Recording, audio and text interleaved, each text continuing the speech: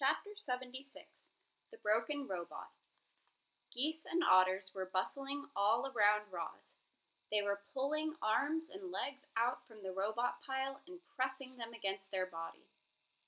They were hoping to hear thwip sounds and that the robot limbs would snap right into place and Roz would return to her old self and life on the island would go back to normal. But nothing happened. No matter what they did, the limbs wouldn't attach. Our robot's body was too badly damaged. "I'm sorry, Ma," said Brightbill, his voice trembling. "I thought this would work." "It is okay, son," said Roz calmly. "I am lucky I can still think and speak." The animals tried to smile at their poor friend, but they couldn't hide their sadness. Roz was a mangled wreck, and there was nothing they could do to fix her. The robot wanted to be strong for her son and her friends. She wanted to ease their worried minds and tell them everything would be fine. But Roz knew that everything would not be fine. She looked down at her broken body. Then she looked up at the geese and the otters and said, "I will need some help getting home." Chapter 77 The Meeting. Strong, nimble creatures carried Roz up the sea cliffs and across the island. They carefully propped her up inside the nest. They built a fire, and then they left the robot with her son. Roz and Brightbill sat there, staring at the flames, until the goose finally said, "Do you need anything, Ma?" "I could really use some new arms and legs," the robot chuckled at her own bad joke. "That isn't funny," cried the goose.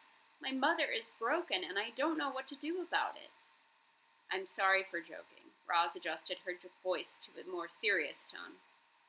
"I know you want to fix me, but there is nothing anyone here can do." At these words, her son looked away. "Brightbill, I am afraid we have some difficult decisions to make. I think you should arrange a meeting of our closest friends. We could use their advice."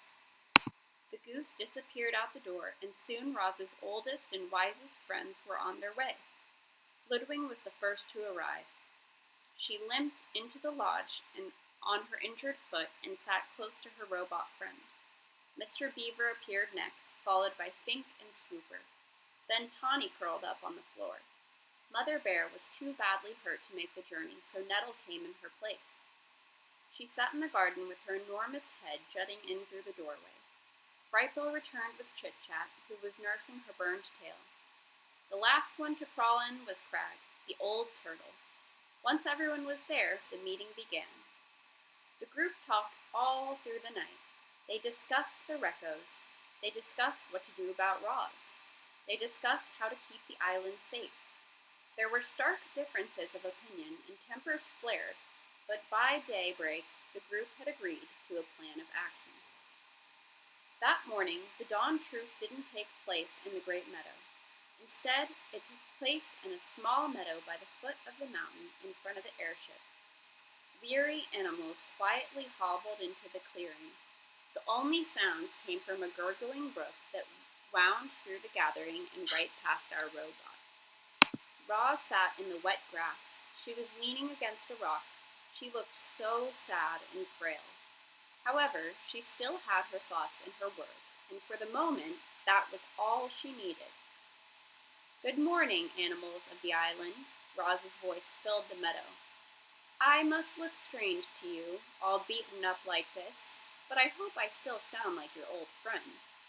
Hundreds of heads nodded. "You fought bravely yesterday. You risked your lives defending me, and I am eternally grateful. But many of our friends were wounded. Some may not recover, and there is worse news. Before the last Reco died, he told me that more of his kind will come to our island. They might already be on the move, and even if we defeat them, still more will come. My makers will not rest until all of their property has been retrieved. They want the dead robots. They want the broken parts. They want me." The crowd was silent. "But I care about this island far too much to put any more lives in danger. And so, my friends, I must leave." Voices cried out. "Don't go, Roz. Next time we'll be prepared." We risked our lives so you could stay. I hear you, the robot's voice cut through the din. But look at me. My body is ruined, and the Recco said the only ones who can help me are my makers. What if he lied? Howled a voice. You can't trust these monsters. You are right, said Roz. He might have been lying. There may be no hope for me, but that is a chance I have to take. Animals, you taught me to be wild. I want to be wild again, and so I must try to get the repairs I need. It is for the good of me and the island that I return to my makers. A calm settled over the crowd. They knew Roz was right. Chapter 78. The Farewell. Our robot had an army of animals at her command, and she asked them to bring every robot part and rifle back to the airship. Absolutely everything had to go. It was the only way to be sure that the Reccos would never come back. The island animals had no trouble locating the remains of the dead robots. Retrieving those remains took a bit more effort, but they were up to the challenge. Teams of clever creatures returned with robot parts of different shapes and sizes. Smashed heads and broken rifles and twisted tubes and heavy bodies were all loaded into the ship until the entire island had been cleared. Even the tiniest scraps were collected. It's amazing what an army of animals can do. A light mist was falling when they finally heaved Roz through the ship's doorway. Her head slowly turned around to face the crowd of geese and beavers and owls and insects and foxes and raccoons and vultures and mooses and bears and opossums and fishes and deer and otters and turtles and woodpeckers and squirrels and frogs and hares and on and on. Every animal on the island had come to give the robot a proper send-off. Goodbye, you wild animals, Roz's voice echoed through the gray mist. The wild animals smiled, and then a few of them started to roar. Then more started to screech, and then more started howling and chirping and grunting. Soon, every creature was hollering goodbye to Roz. The chorus of wild voices grew louder and louder, shaking the robot's body, rattling the ship, booming across the island and up into the clouds, and their voices gradually died down to silence. Brightbell fluttered up to his mother's shoulder. You understand why I must leave, said the robot. I understand, sniffled the goose. More Reccos could be headed here now. I just do not know. There is so much I do not know. I think it is time I get some answers. Will I ever see you again? Said Brightbill, wiping his eyes. You are my son, and this is my home, said Roz. I will do everything in my power to return. Brightbill hugged his mother's worn face. I love you, Mama. I love you, son. The goose fluttered back to his flock. The robot took one last look at her home. The door hummed closed.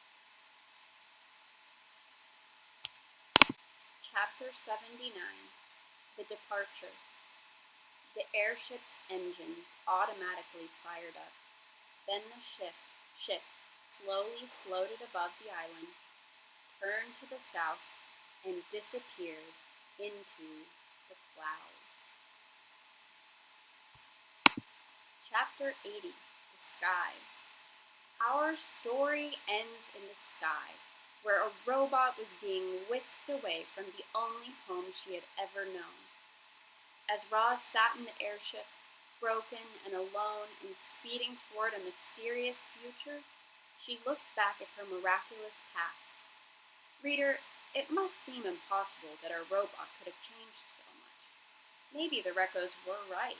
Maybe Roz really was defective, and some glitch in her programming had caused her to accidentally become a wild robot. Or maybe Roz was designed to think and learn and change. She had simply done those things better than anyone could have imagined. However it happened, Roz felt lucky to have lived such an amazing life, and every moment had been recorded in her computer brain. Even her earliest moments were perfectly clear. She could still see the sun shining through the gash in her crate. She could still hear the waves crashing against the shore. She could still smell the salt water and the pine trees. Would she ever see and hear and smell those things again? Would she ever again climb a mountain, or build a lodge, or play with a goose? Not just a goose, a son. Brightbill had been Roz's son from the moment she picked up his egg. She had saved him from certain death, and then he had saved her. He was the reason Roz had lived so well for so long. And if she wanted to continue living, if she wanted to be wild again, she needed to be with her family and her friends on her island. So, as Roz raced through the sky, she began computing a plan. She would get the repairs she needed. She would escape from her new life. She would find her way back home. The end. And now, if you'd like to stick around, I'm going to read a quick note about the story that's written by the author. I've always been fascinated by robots, by the real robots that exist today, by the robots that will exist in the future, and by the fantastic robot characters that exist only in books and films. It's funny how many philosophical questions spring up when we think about artificial beings. Do we want robots that can think and feel like a person? Would we trust robots to perform surgery, care for children, or police our cities? In a world where robots did all the work, how would we humans spend our time? I'm also fascinated by the natural world. I grew up exploring the fields and streams and forests near my home, and I learned a lot about the local wildlife. I knew the deer were most active at dawn and dusk. I watched squirrels methodically collecting and storing acorns. I heard geese honking overhead as they flew south every autumn. Animals have such predictable behavior and follow such rigid routines that at times they seem almost robotic. And somewhere along the line it occurred to me that animal instincts are kind of like computer programs. Thanks to their instincts, animals automatically run from danger, build nests, and stay close to their families. And they often do these things without thinking, as if they've been programmed to perform specific actions at specific times. Surprisingly, wild animals and robots actually have some things in common. These kind of thoughts have filled my imagination for most of my life. And then, a few years ago, I started scribbling down words about a robot and some wild animals. I couldn't stop doodling pictures of a robot in a tree. I started asking myself odd questions. What would an intelligent robot do if she were stranded in the wilderness? How might she adapt to her environment? How might the environment adapt to her? Why am I referring to this robot with words like she and her? And for that matter, why have so many science fiction characters given genders to so many of their robot characters? An image of a robot named Roz was slowly forming in my mind. I could see her exploring a remote island. I could see her communicating with wild animals. I could feel her becoming part of the wilderness. And after years of imagining and writing and drawing, I realized I had all the ingredients for a robot nature story. So I drove out to a cabin in the woods, opened up a fresh notebook, and began working on the wild robot.